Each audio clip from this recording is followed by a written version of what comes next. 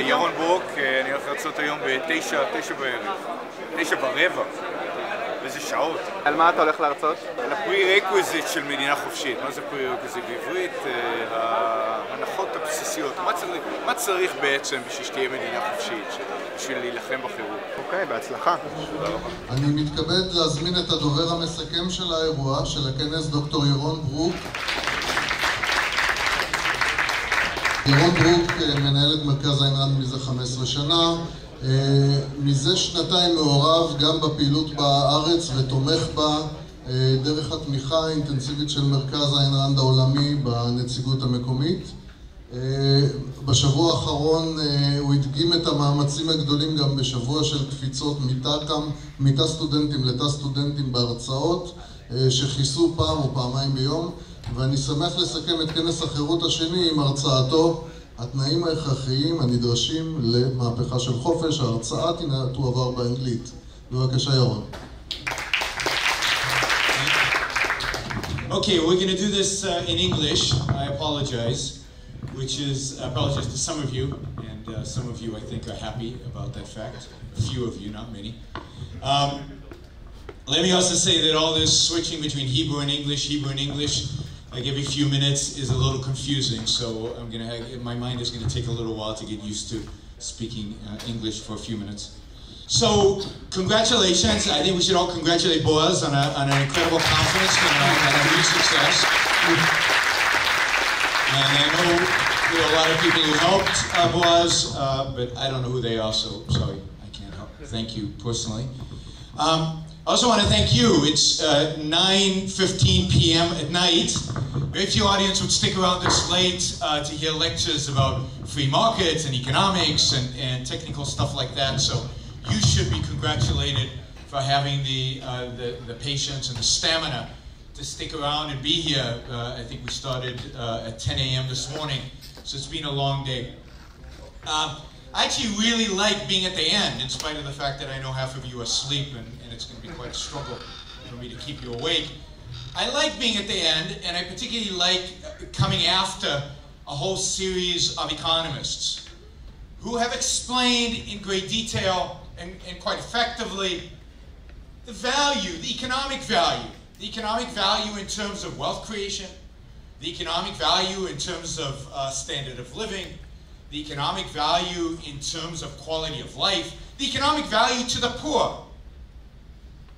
of free markets, of a free market capitalist system. And economists have been doing this for decades. I mean, we have no shortage in great economists in our history as a movement that advocates for freedom. You know, you could go back to Adam Smith, and since then we've had great economist after great economist after great economist who've been teaching this, have been explaining this. It's not just that. As Professor Moab just said, right? I mean, take rent control, right? I mean, the literature is unequivocal about this stuff. I mean, the facts of reality are right there in front of us. We know it doesn't work.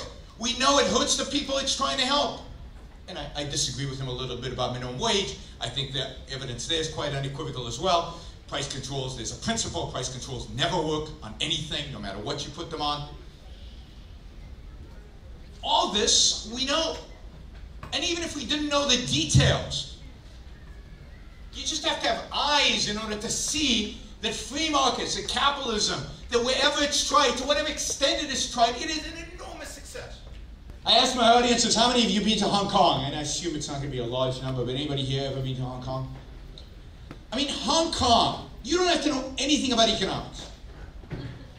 But Hong Kong is living testament to the success of free markets. 75 years ago, Hong Kong was a little fishing village with nothing there. Hong Kong has no natural resources other than being a port, but there are lots of places in the world that can be ports. It was a fishing village. Today you go to Hong Kong, and 7.5 million people live in Hong Kong. And it's got skyscrapers. It's got more skyscrapers than Manhattan.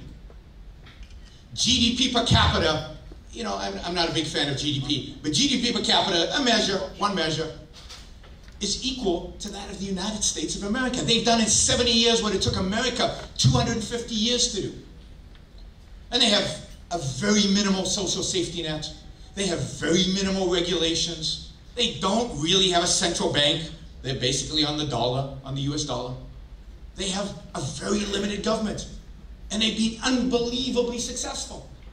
We know, anybody with eyes knows, if they're honest, that free markets work.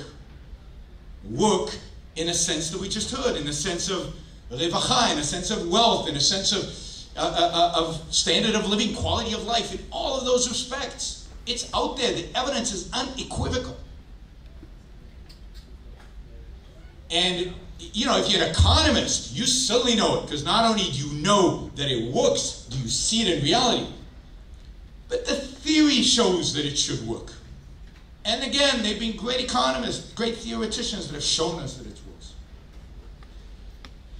So, with all due respect to the economists, and I am one to some extent, I'm a finance PhD, so I'm not quite an economist, but I'm a minor economist, if you will. I deal with a certain part of the economy.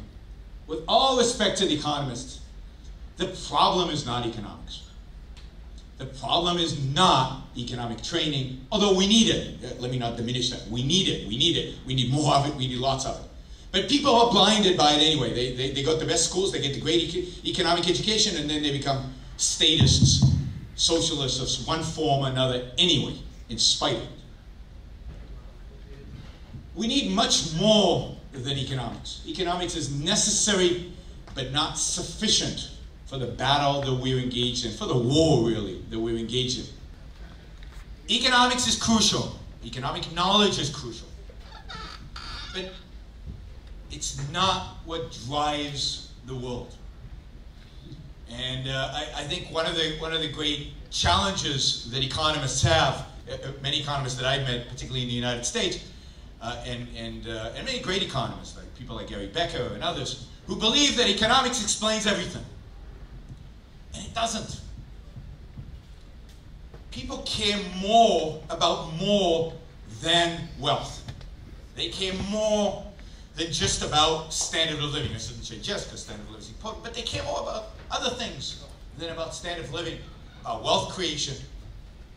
And the fact is that they care about the poor, or frame it a little differently, they know they should care about the poor, but whether they really care about the poor is a real question. There are much more fundamental values that I believe we need to advocate for if we're going to achieve a free society. And my end is not wealth. I acknowledge this is where we differ. My end is not wealth. My end is individual freedom, and I emphasize individual freedom. My end is my freedom. Even if you could show me economically that my freedom and each one of our individual freedom would lead to a lower standard of living, which I think, by the way, is impossible and I don't think would happen, I would still take the freedom. I would still take the freedom. So my end is different. But to reach that end, and I think by reaching that end, we also reach a higher standard of living and more wealth, and the poor are better, and everybody's better off. We need to recognize these values that people have, need to acknowledge them, and need to deal with them. Now I'll give you one that is very relevant to Israeli society, and is becoming more and more relevant to American society, and certainly in Europe is much more similar to Israel than it is to the United States. And that is the notion, the idea, the ideal, if you will, of collectivism. We have to acknowledge the fact that Israel is fundamentally a collectivistic society. Now, what do I mean by collectivism? I don't mean hanging around in a group and having a good time and being, a collective, if you will. I mean the philosophical idea that the standard by which we measure everything is the collective, the group, the public, society. that society is the framework of reference, and we as individuals are just tools to get to a better society, to get to a better common good, to get to fulfill the so-called public interest. I think this is a very, very bad idea. An idea that is, you know, in Israel, it's part of the mother's milk we drink when we're babies.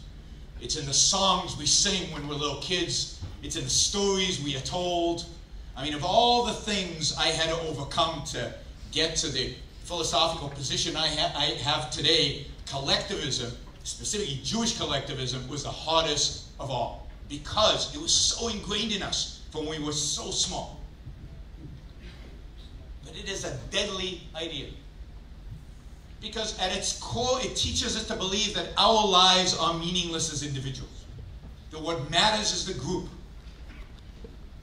And you hear it, and this is something that is common in the world generally, and this is something that has existed from the beginning of time. Right? I mean, and there's certain interest groups, of course, that have an interest in you believing that you are nothing, that what matters is the group. Every tribal leader in history has wanted you to believe that. And by the way, who knows what's good for the group? He does. And if he's not sure exactly, or he can't convince you very effectively, he hires a witch doctor. And the witch doctor and him, one takes care of the material side of the group, and the other takes care of the spiritual side of the group. And you're all ultimately slaves to those two. And this has been a pattern throughout human history. A pattern throughout human history, again, that has said, your life is not yours. It's not yours to live. Your life belongs to the tribe. Your life belongs to the king. Your life belongs to the state. Your life belongs to God or to the Pope, but it doesn't, above all, belong to you. And of course, by that standard, what is good for people? What is good for the public? What is the common good? Who is the common? Anybody here the common? Are you guys the public? I mean, I know that you're not the public. You're the tiniest minority within the public. And therefore, you're always going to get screwed. And of course, who's the smallest minority? Always. An individual. Each one of you is a minority. The smallest minority. So what becomes of this common good, public interest, collectivism? When you add in democracy, what you get is gang warfare. Not warfare with fists, warfare with votes. But warfare with votes turns into fists. Because the government is a fist. Let's not forget what the essential nature of government is. The essential nature of government is coercion. The essential nature of government is force. George Washington said that in his second inaugural address. Government is force. Now, force can be used for good, to protect us, to defend us, to arbitrate between disputes, to define objective laws and property rights and so on. But guns, for the most part, are used for evil. To control us, to tax us, to regulate us, to tell us what we should believe in. So we have to be very careful with this force. But when you combine the public interest with democracy, what you get is gangs. And you see it in Israeli politics. It's exactly what it is. It's a bunch of little groups, all with a little agenda, all getting together, and who are they going to screw in the end? The individual. Because the individual's not even there. He doesn't exist. It's blind to them. They are, they have to appease their group of voters, and this group has to appease their group of voters, and even their group is not homogeneous. So collectivism always leads to statism, and it leads to the lying, and it leads to the pulling up and raising up the people who support your cause, whether they've got PhDs in economics or not. You call them what you need to call them in order to get your way. And people who believe in the common good, people who believe in the public interest, have never throughout history had a problem in lying through their teeth to get what they want. I mean, just think of every authoritarian regime in history. It's always been for whom? Yeah, it's rigged for the common good. It's for the public interest. I'm not doing this for me, God forbid, right? I'm doing it for you. I just happen to channel, right, the public interest. I know it's in the public interest, and I'm going to impose it on you. So, in my view, as long as we hold a collectivist view of the supremacy of the group, as long as we hold a view that even includes such a concept as the public interest, because I don't believe there is such a thing as the public interest. Even in this room, there's not a uniform interest. Even in this room, there's not unanimity about almost anything. And this is a relatively homogeneously ideological group or values group, and we still don't agree, right? So there's no such thing as the common good, the public interest. As long as we hold those ideas, we lose. We lose. You know, one of the things that really gets me is this whole inequality debate. Right? And I assume it's happening in Israel because I saw a presentation where inequality numbers were shown. And the debate infuriates me. Because my response to inequality is, who cares? Why is it relevant to anything? Because it's not. How somebody else is doing relative to me is irrelevant to me. Now, if he's stealing, lying, and cheating to get where he is, then that's a problem. But the problem is not the gap. The problem is that he's stealing, lying, and cheating. Cronyism is a problem. The inability of poor people to rise up, because in my view, government, rise up into middle class or to become richer is a problem. There are lots of problems. I'm not denying the existence of problems. But inequality is not a problem. Whether it's growing or shrinking or flat, who cares? It's irrelevant. But you see, if you're a collectivist, it's very important. Because a collectivist views a pie. We've got GDP. We've got national assets. We've got national income. And now we need to decide how to divide it. And who gets what. And we need to divide it so that what? So that we achieve equality, or that we achieve efficiency, or that we achieve something else. But what pie? I don't see a pie. I see your stuff, and I see you working hard, and I see you're really, really lazy and not producing anything. I see individual creation, but I don't see a pie. And I don't see why it's my job to divvy it up. You created yours, and you created yours. Good for you. Hey, and if I trade with you, maybe I can grow my pie. But as long as we view things in this collectivistic way, which unfortunately economics lends itself to do because it's about aggregation, right? It makes it easier if we start aggregating. But I think in the aggregation, we fall into a real danger. A danger of wiping out the individual and giving credence to the idea that there is such a thing as national income. There isn't. There's no national income. There's your income and my income and his income. Yeah, we can add it up, but adding it up is meaningless. So I think to really fight for liberty, to really lay a foundation for liberty, we have to reject collectivism, and what we need to embrace is a philosophy of individualism. And in this sense, this is not a new project. This is a project started way back, but in modern times, if you will, it was a project really started in the Enlightenment. A project started by the thinkers of the Enlightenment, the Age of Reason, who elevated knowledge and reason and thinking and being rational, elevated it to being supreme.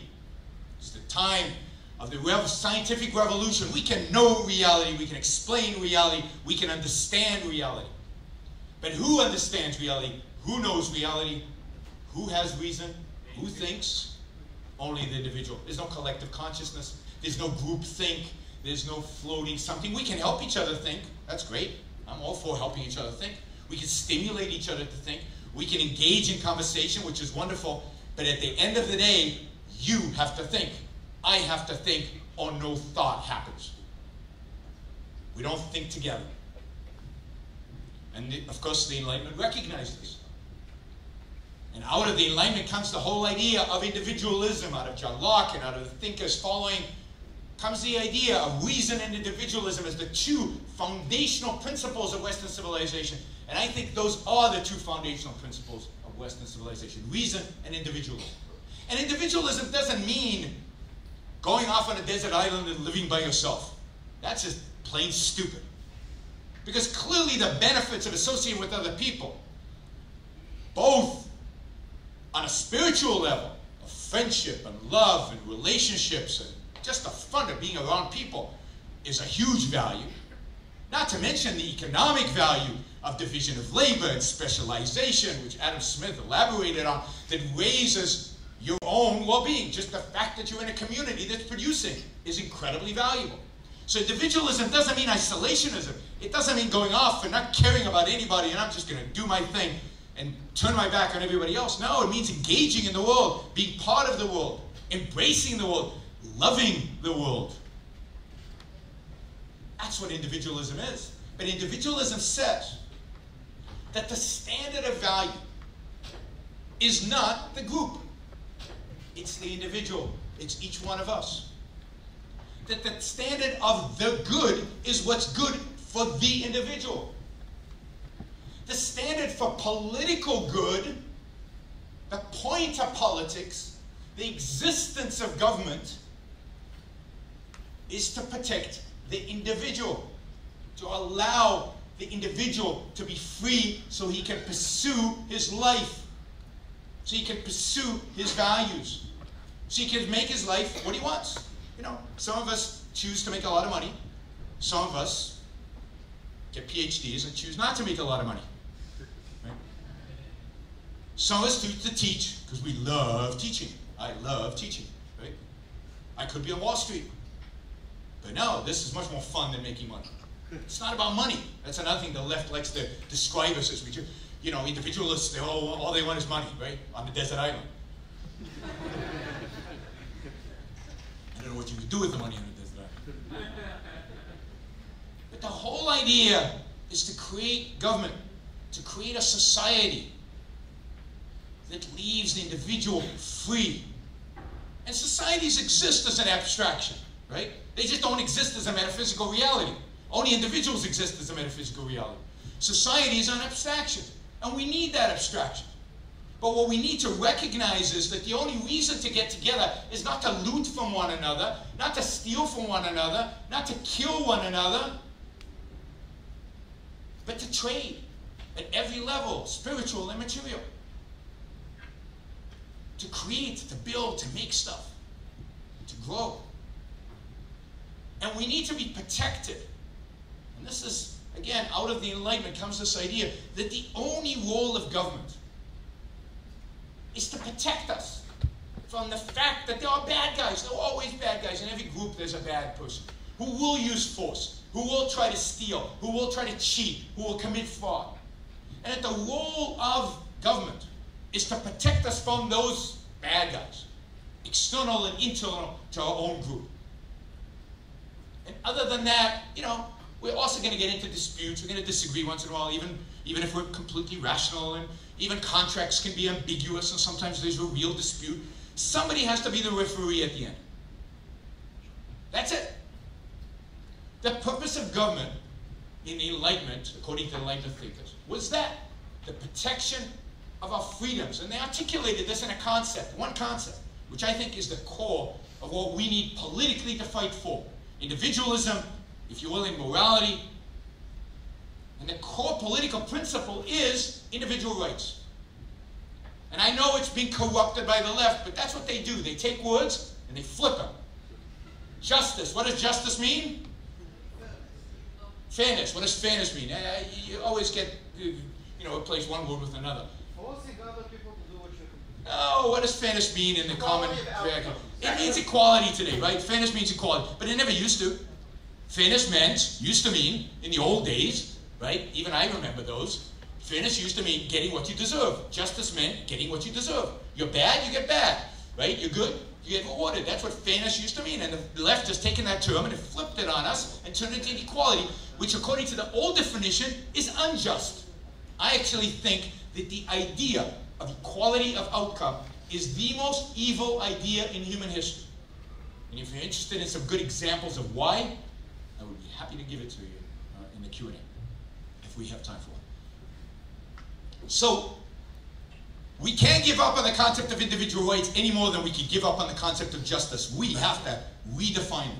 And individual rights is the recognition that your life does not belong to the group. Individual rights is the recognition that to the extent that we form a group and form a government, the purpose is to protect your life. Individual rights is the recognition that you are free. Free to act on your own behalf. Free to pursue your values. Free to make whatever decisions you want, good and bad. If you have a right to life, by the way, you have to have a right to commit suicide. That's what it means to have a right to life. And some people commit suicide quickly, some people commit suicide slowly. But they have a right to commit suicide slowly. I'm for legalizing drugs, by the way, all drugs. But I recognize that actually doing that will increase the number of people who commit suicide slowly. But they have a right to do that. It's their life, it's not mine. And it's not yours. And it's not the government's. It's their life. That's the whole point. It's individuals. So, we need to resurrect this concept of individual rights. And of course, this period of the Enlightenment, it's a crowning achievement in my view. Its great success story is the establishment of the United States of America. In 1776, you could even say that's around the time when the Enlightenment is about to end, tragically for humankind. But they established a government, at least in their idea. There were flaws and there were inconsistencies, but in the idea was the principle of government there to protect us, and that's it. Leave us alone otherwise. So in my view, this is the foundation. The foundation is already there.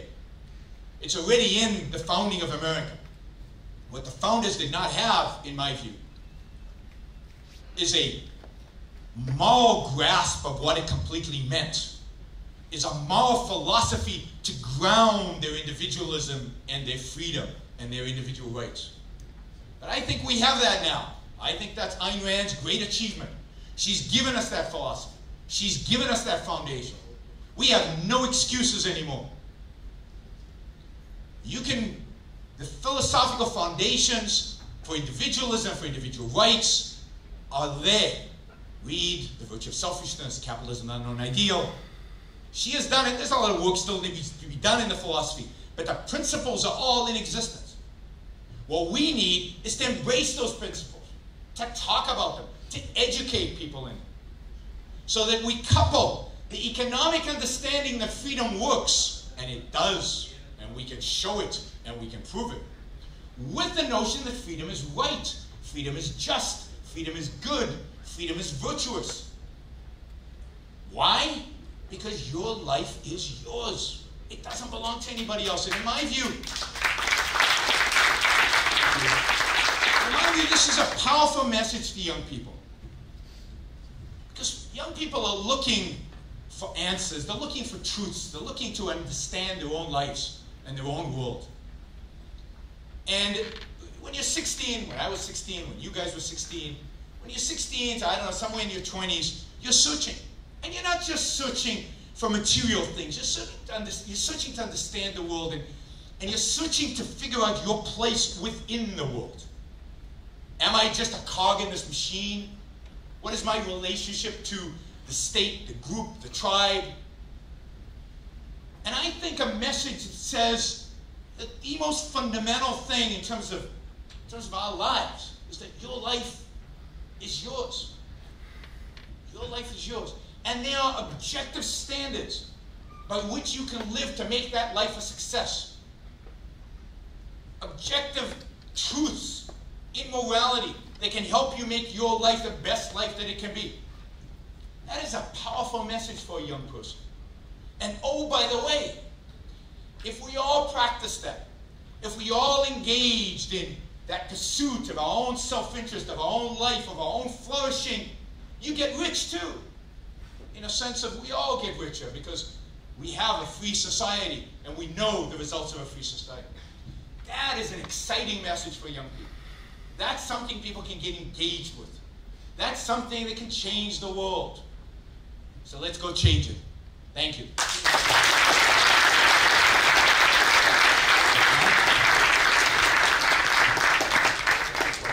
Okay, well, we've got time for a few questions. בוא נשאול בעברית. איך אתה משנה בעצם חברה שהיא כמו ישראל, שאנשים למדו בעצם בגיל אפס לחשוב בצורה קולקטיביסטית, ואנשים לא תמיד, הם לא יודעים אפילו שקיימת חשיבה אחרת. Okay, so the question is...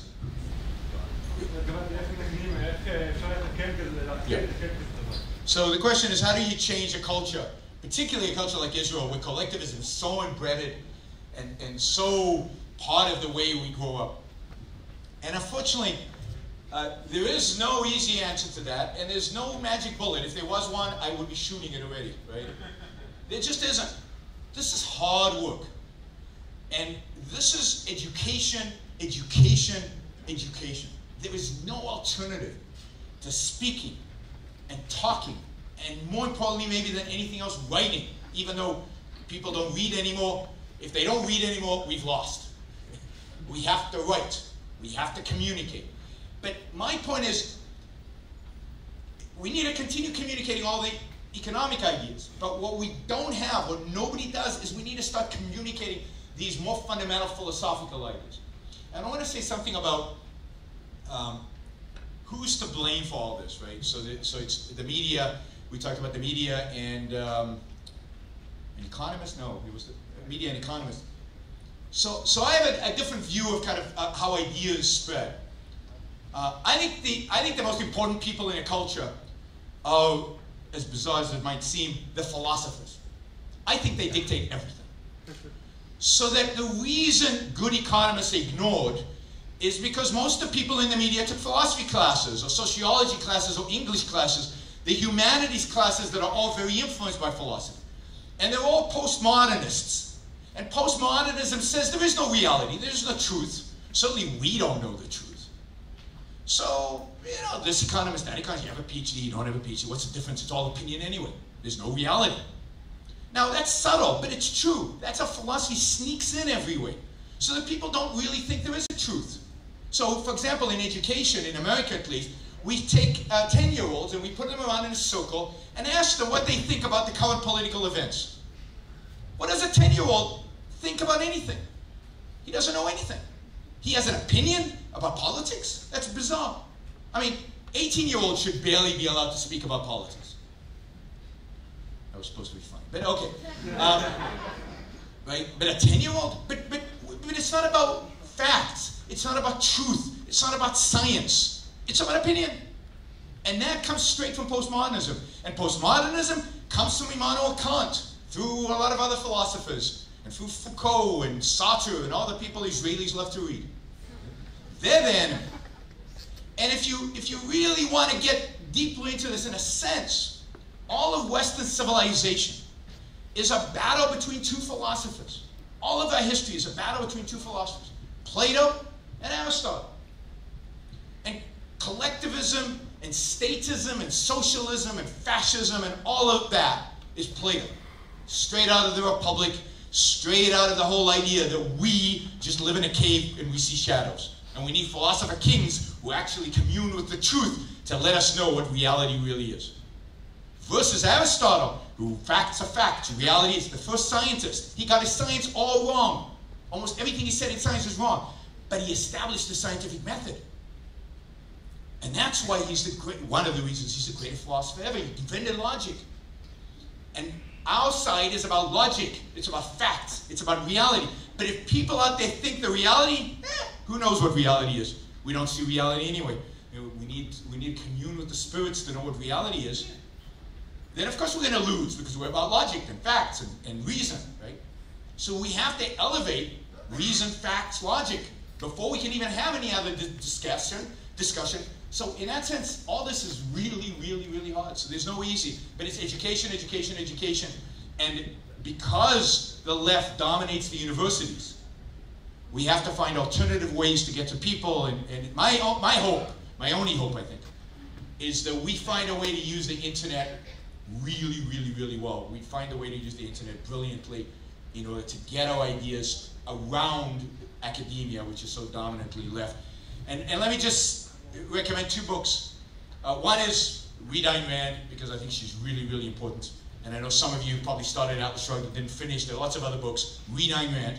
And second, there's a wonderful book about Plato and Aristotle, which I think is really useful in this debate. I don't agree with everything in it, but it's very useful. It's called The Cave and the Light, which is a description of the periods in which Plato wins versus the periods in which Aristotle wins, and the interchange between the two throughout history. Yep. You started with Hong Kong as an example, which is supposed to be a free-land place, but what's interesting is that you don't have a much better example of a country that said, okay, they did that well, we embrace it.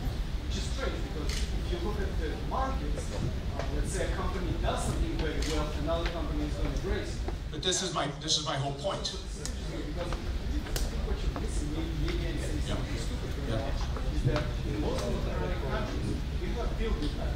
You're not going to vote for a candidate to make the world better. When a candidate steps up and says, I'm going to make the world better by doing as less as possible, people are not going to vote for it.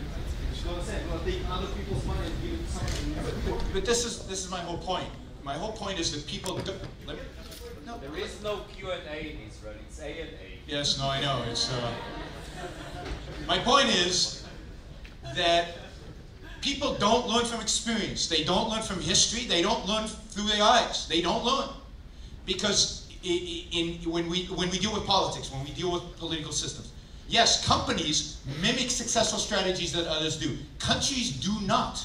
They do not. Now, some do to some extent, like the Asian tigers, to a large extent, mimicked the Singapore-Hong Kong model, was mimicked later by South Korea and Taiwan, and even to some extent, Thailand and some of the others, and China certainly.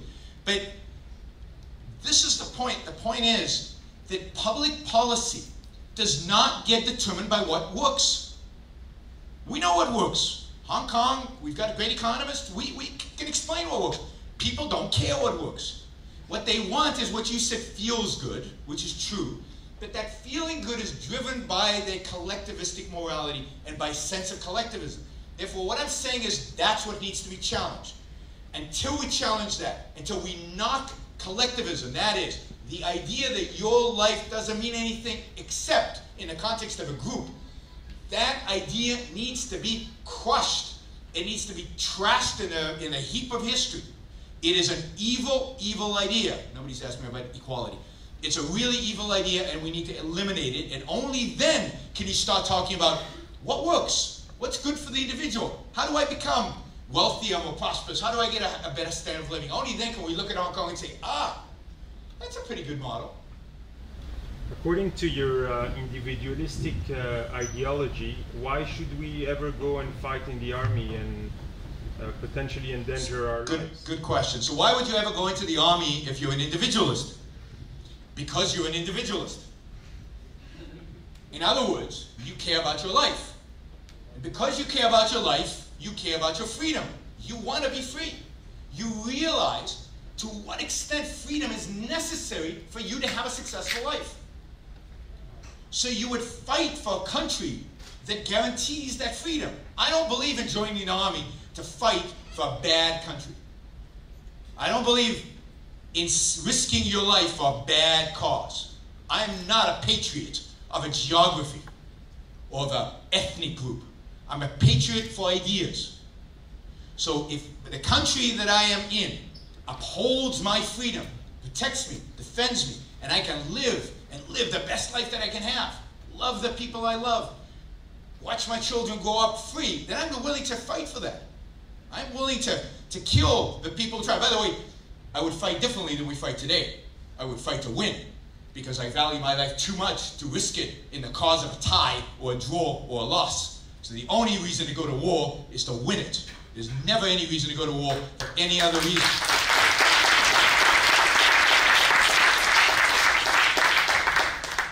I love General, I'll end with this on this point. I love General Sherman, who won the Civil War for America. And General Sherman said, war is hell. And I would add, if you're not willing to make it hell, stay home. Yeah. I would like to hear your opinions about inequality. Yeah, let me tell you, I'm not going to give you the whole my opinion on inequality, because I'm writing a book on it. You'll get that book next year. It's almost done. The publisher's already, we've got a contract. It will come out early next year. But I'll give you why I think equality is the most evil ideology ever. Because it is an attempt to fight a metaphysical fact. The metaphysical fact is we're all unequal. That's the way we are. Isn't life beautiful? I mean, imagine if we were all equal. How horrible would that be? I mean, I don't want to be the same as all you guys. I mean, I don't want lots of Yarons running around. I love the fact that we're different. Our differences make us unequal, metaphysically. And I give a couple of examples. I'll give you this example. I'm an awful basketball player, right? But I demand, I want, I feel like I have a right to get on a court with LeBron James and play one-on-one basketball and have a chance of winning. You want to be as rich as Bill Gates, right? I want to play basketball with LeBron James. Well, how do we do that? Because LeBron James is like a gazillion times better than me. So how do we do it? How do we make us equal? Tie his hands. You haven't seen me play. You got to break his legs. I mean, let's be honest here, right? You got to break his legs, maybe one arm. Now we laugh. You laugh, right? But I don't laugh because that's exactly what's being done to us in the name of equality. I work hard for the money I own. Money is a reflection of time and effort and brain power and a lot of other things, of your productive ability. But fundamentally, it's time. I work hard. And every year, some bureaucrat sticks his hand in my pocket and takes 50% of my money. Now that is 50% of my time, which represents 50% of my life. They're stealing my life from me. They're stealing your life away from you. As Corinne earlier showed, right? You spend half your life working for the government and the other half working for yourself. Well, that's theft in a brutal way, all in the name of equality. Now, if you gave me a choice between having my legs broken once a year or having 50% of my money taken from me, I'm not sure which choice I would make. I mean, that's how much I value my money. So, breaking LeBron James's legs is not funny. It's done every single day to every single one of us. And that's how you have to think of inequality. The idea that inequality is bad and we're going to do it, you always have to think, what are they going to do about it? They're going to break people's legs. That's what they want to do, to create equality. The only way to make us equal is to destroy us. And to destroy anybody who's successful. In Australia, they say, chop down the tall poppies. Anybody who sticks up, you chop them down. And I'll end, again, I'll give you this brutal example. There's one regime in human history who took this to the limit. They dedicated to themselves to the ideal of equality. They studied in Paris, right? They students of Jean-Paul Sartre and Albert Camus. They took their philosophy seriously and they went back home and they took over the government and they said, we're going to establish equality. But the problem is, people are not equal, so what do? Well, some people live in the fields and some people live in the cities, so that's not equal, so we empty the cities. We drive them all out into the fields. But you know what? Even in the fields, some people are better at foraging for food than other people. Foraging is going to pick food, right? So we ban foraging. We shoot anybody who's caught foraging. But still, some people have an education and some people don't. How do you make that equal? You shoot everybody who has an education. Some people are smart, some people are not. You shoot everybody who's smart. Some people, as a reflection of being smart, wear glasses. So we shoot everybody with glasses. Now this happened. This is the killing fields of Cambodia. This is exactly what motivated Pol Pot. And this is why, to this day, there are intellectuals all over the world who still justify Pol Pot, because he fought for an ideal that all of us, oh, not all of us in this room, but all of them out there believe in, equality. There's only one meaning to the term equality. Really, really important. Only one meaning to the word equality. Everything else is what Ayn Rand called an anti-concept. Everything else is illegitimate. And the one meaning of equality in politics is equality of freedom, equality of rights, in a sense, equality before the law. We're all born free. We're all born with liberty. We're all born, in a sense, owning our own lives.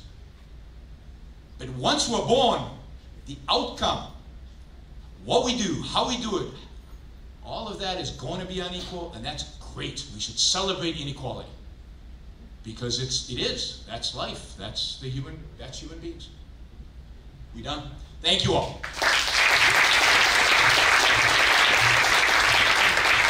Thank you.